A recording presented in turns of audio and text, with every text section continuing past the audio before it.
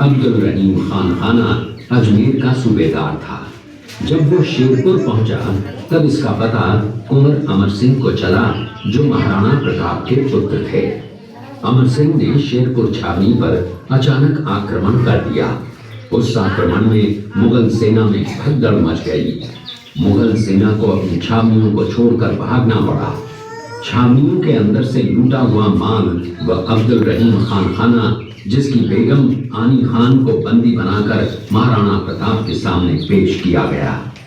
तब अमर सिंह पर महाराणा प्रताप क्रोधित हुए और कहा, जहां से इस नारी को बंदी बनाकर लाए हो, इसे पुनः ससम्मान लौटा कर आओ।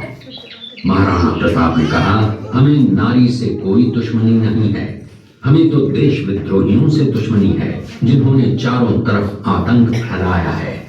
महाराणा प्रताप के आदेश का पालन करते हुए कुंवर अमर सिंह ने उस मुगल नारी को ससम्मान छावनी तक पहुंचाया।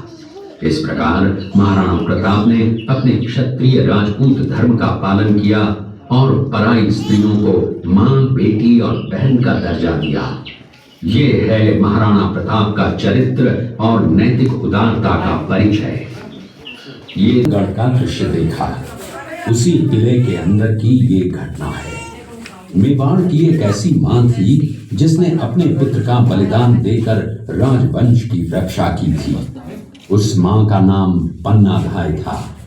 पन्नाधाय जाति से गुर्जर थी। वो एक राजकुमार की धाई मां थी। दूसरी तरफ हाथ में तलवार लिए खड़ा ये बनवीर सिंह एक दासी पुत्र है।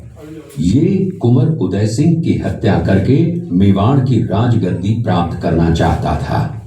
एक रात्रि बनवीर सिंह को मौका मिला। वो राजकुमार उदय सिंह के बड़े भाई विक्रमादित्य सिंह की हत्या करके राजमहल की तरफ आगे बढ़ा। इसकी सूचना पन्नाधाय को लग गई। कुछ समय तक पन्नाधाय चिंतित हुई। तभी पन्नाधाय ने अपने पुत्र चंदन को राजसी कपड़े पहनाकर पलंग पर सुला दिया और उदय सिंह को एक टोकरी के अंदर छिपाकर पत्तों से ढक के महल के बाहर निकालकर गुप्त रास्ते से कुंभलगढ़ भेज दिया।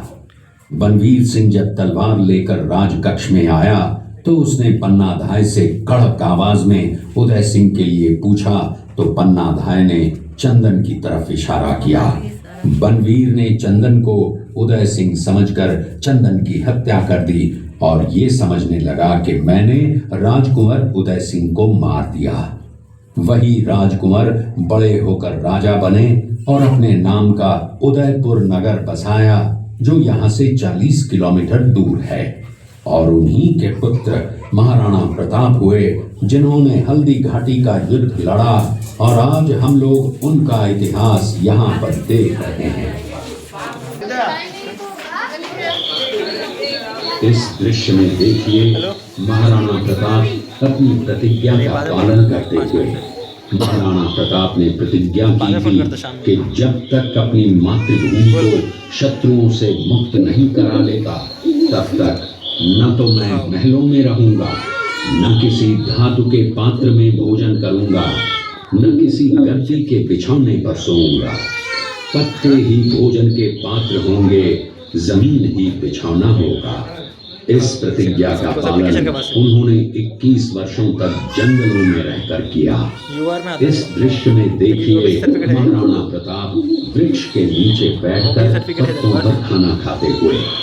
इसी कारण हम आज भी महाराणा प्रताप को श्रद्धा व सम्मान से याद करते हुए देशभक्ति की प्रेरणा प्राप्त करते हैं। ये देखते हुए सभी अतिथि आगे की तरफ चले। शाम में अप्लाई करोगे? शाम में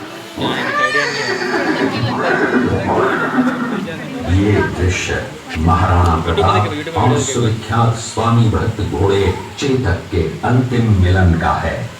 हल्दी घाटी युद्ध के बाद चेतक घोड़े ने 22 फीट के एक बरसाती नाले को पार किया। ये उसी समय का दृश्य है। पास में खड़े महाराणा प्रताप के छोटे भाई शक्ति सिंह हैं, जो पहले मुगल सेना में थे।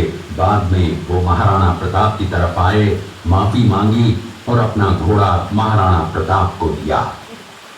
ये देखते हुए सभी अतिथि आगे की तरफ